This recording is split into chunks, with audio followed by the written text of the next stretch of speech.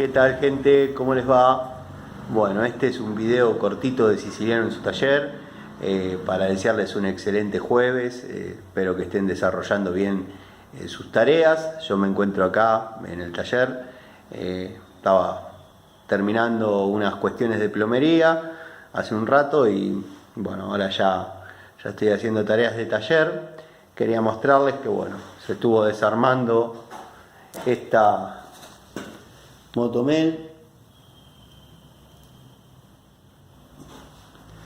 Se rompió la tercera, hay que armar la caja nuevamente. Acá está el cigüeñal, así que bueno, está entretenido. Quería más que nada saludarlos.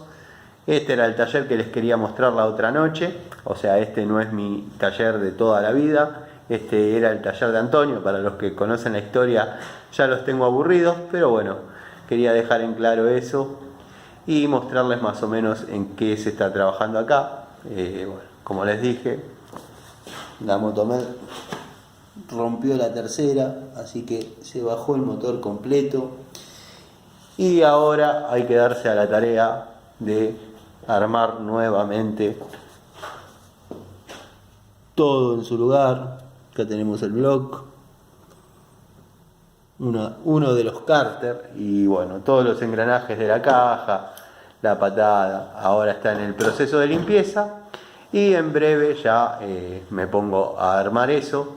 También quería mostrarles, bueno, a los amigos, a los dudosos, el juego de Baco hasta 32 y las llaves crique combinadas hasta 32 también.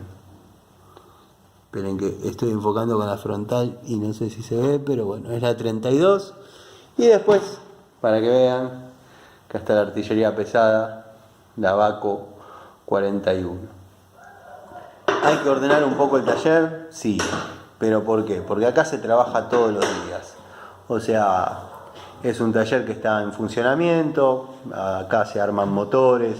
Generalmente subo a veces algún estado, como prometí, cuando yo tenga algo que ver, tenga alguna intervención en algún ajuste, en algo, yo lo subo al canal o lo subo a nuestra comunidad para que lo vean. Cuando son restauraciones que hace el amigo Jorge, él las sube al suyo.